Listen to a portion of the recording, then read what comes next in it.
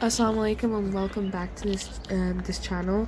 We are now in the second part of this video, and we're just gonna show the another side of this park. I don't know if in the other video this was not said, but in the entrance fee to actually enter this park, it's €5.20 for an adult, and for children it's €3.20, and for people who don't work or old or like in pension or getting money in pensions are €3.20 as well, as the same thing as children. So they still have to pay, but it's less as adults. And there's a time limit where it's free. On Sundays from 2 p.m. to 5:30 p.m. it is free, so you can go there in Malaga and enter for free. The history around this might have been said before in the other video, but I'm going to say it again. If not, then I'm just going to say it as new. It was built around 1855 thanks to the work of the marriage formed by Jorge Loring and Orizabal and Amalia Heredia.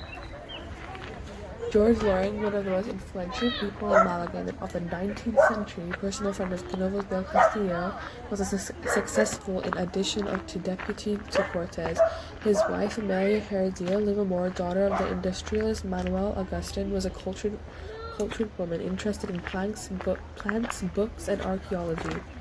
Thus, in ― they treasured a substantial archaeological heritage, of which there are still some remains in the form of the Roman sculptures and mosaics, and a rich botanical heritage, thanks to the skill of the French gardener named 𝐸𝐿, among others. So these are the ponds. There's a lot of fishes in here. So that was like the history I was telling you about how this was made. It was for the wife of Jorge. He made this for his wife. And this is a really good spot for people. People always take pictures here because of the purple overhead.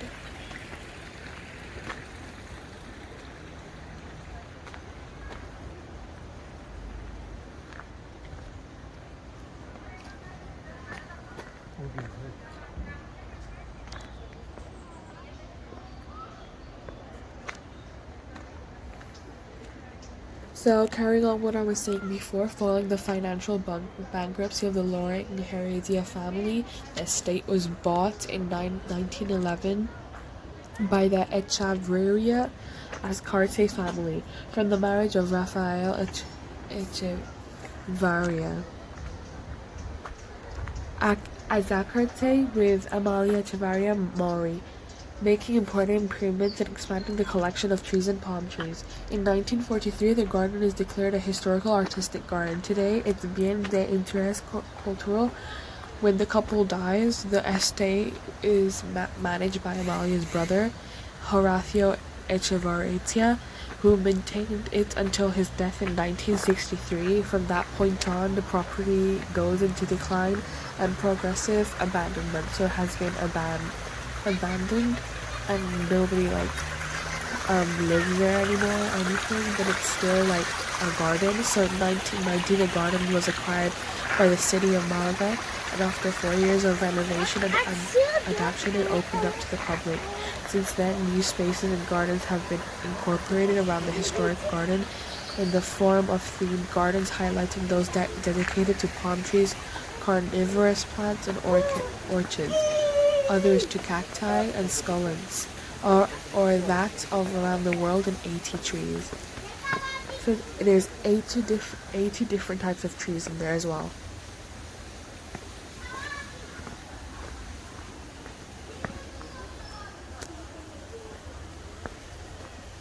So in the modern gardens, from the acquisition of the property by the Malaga City Council, different gardens were created with the modern characteristics of a botanical garden. These were gardens with collections arranged in such a way as to enable a more systematic and academic study than the historical garden allowed. Originally conceived as a promenade garden, among the largest roots and collections, it was worth highlighting the areas named around the world and 80 trees, the world map of palm trees, and the cactus garden, and the hot stave, as well as some minor collections of the bamboo aquatic plants or vines. Around the world in 80 trees. In 1997, the first modern botanical garden, ⟨🪾⟩, was created, focused on presenting the most frequent species on the 5 continents. This garden is organized as a path with trees on the right and left, arranged according to the continent of origin. Totaling 80 specimens, shrubs and vines have been planted among the trees, also separated by their usual geographic habitat, adding 100 specimens from all parts of the planet. So there's a lot of plants from different parts of the country and vines from different parts of the countries.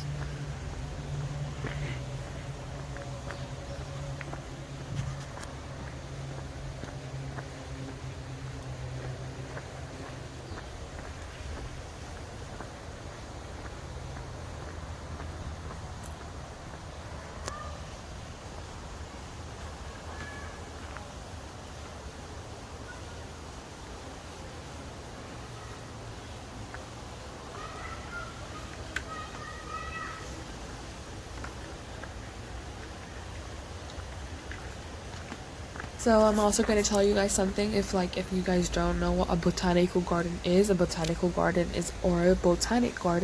is a garden dedicated to the collection, cultivation, preservation, and display of plants labeled with their botanical names. Botanic gardens are institutions holding documented collections of living plants for the purpose of scientific research, conservation, display, and education. So this is like a little fountain for these fishes in there. They're still lively, as you can see they're moving.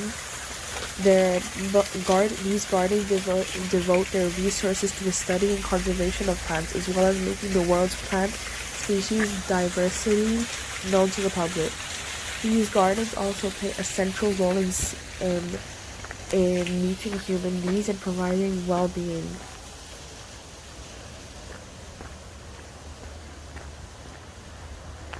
The largest botanical garden is not in Spain, sadly. It is in Kew, England, known as the largest. It's called the Royal Botanic Gardens in Kew, England, known as the largest botanical garden in the world.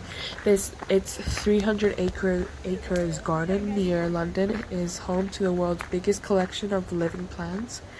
Even though you can see that these are a lot of plants, Spain does not have the biggest. It's in England.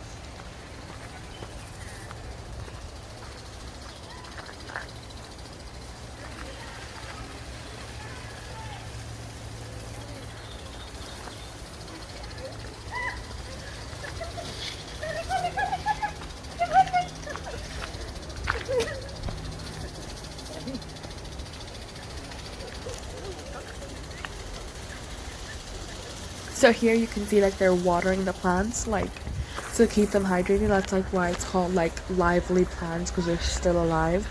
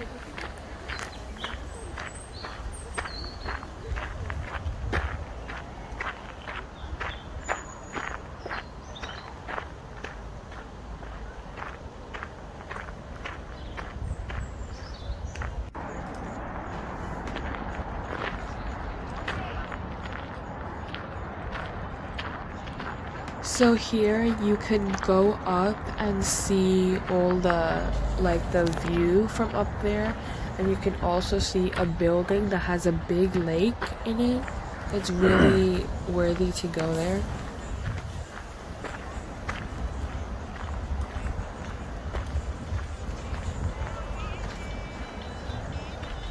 So here we are going up, like I was talking about.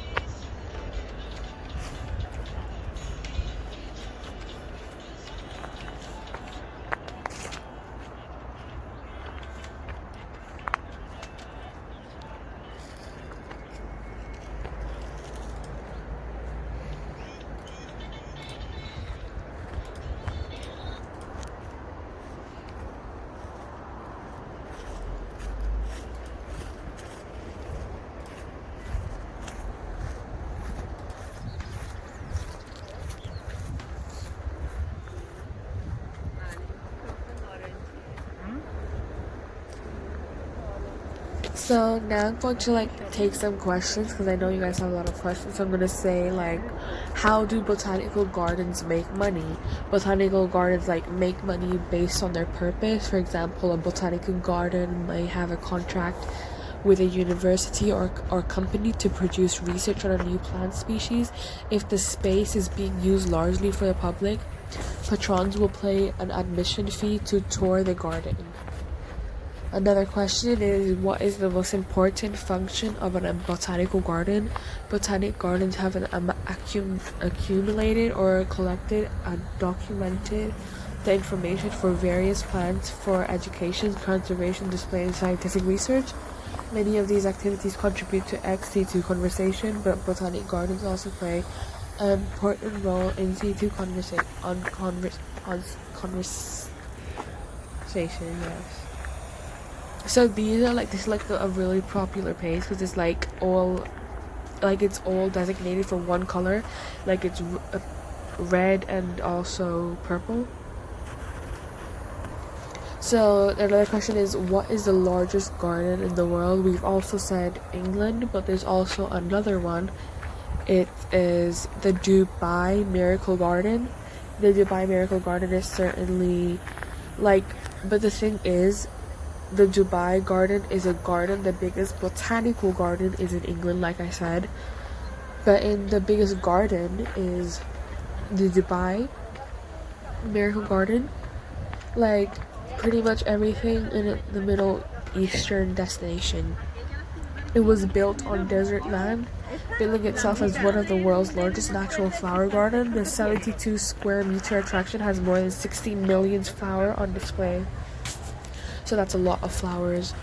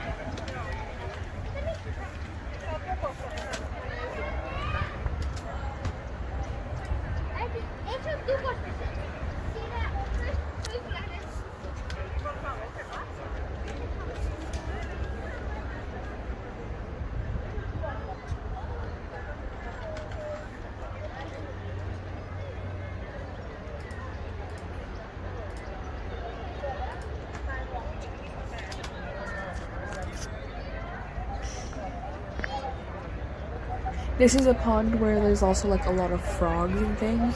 There's a lot of frogs and fishes, a lot of tadpoles. Like tadpoles are like the babies of the frogs, so you'll see many of them when you go there.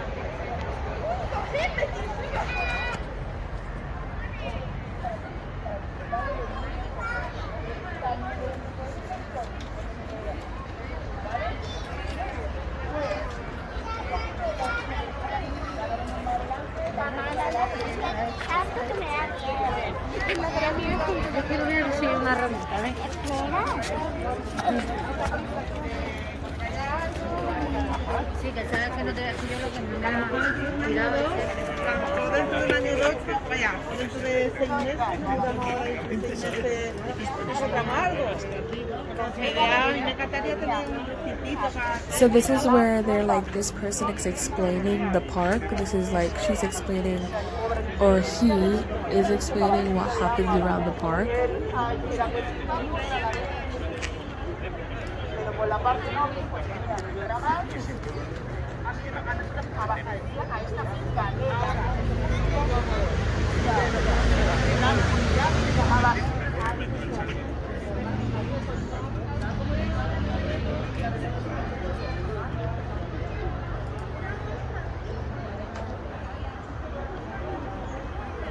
Now this is showing more of the land area.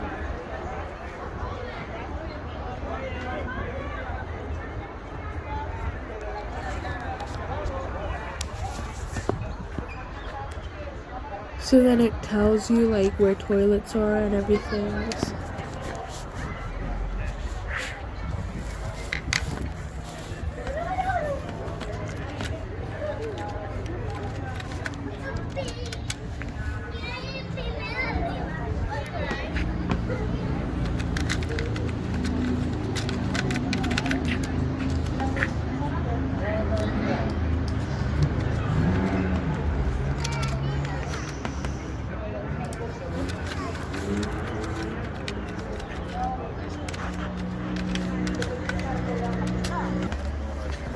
This is where there might be lizards and chameleons in here, so that's why there's a lot of people like taking pictures of this. And right next to this is the cafe where there's cakes and coffee and salads for everyone who's been here for a while.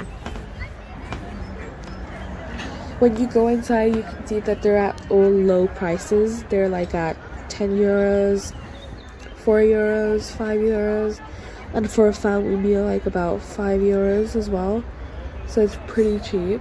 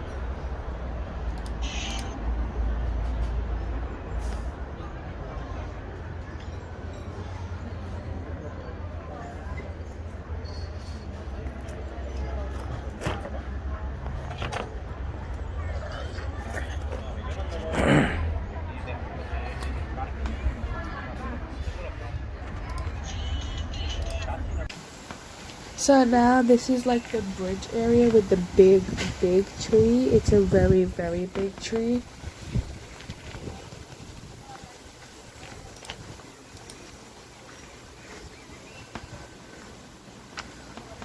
So there you can also take more pictures, and it's a big lake as well.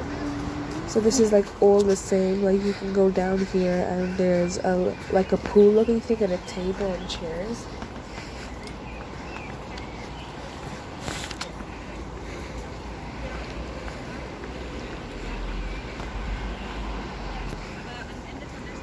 So there you can see a table and chairs. This is like the bridge area now.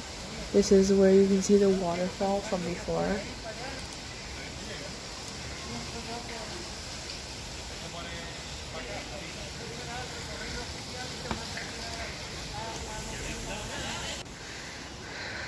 And that is all for this video. Thank you guys so much for watching.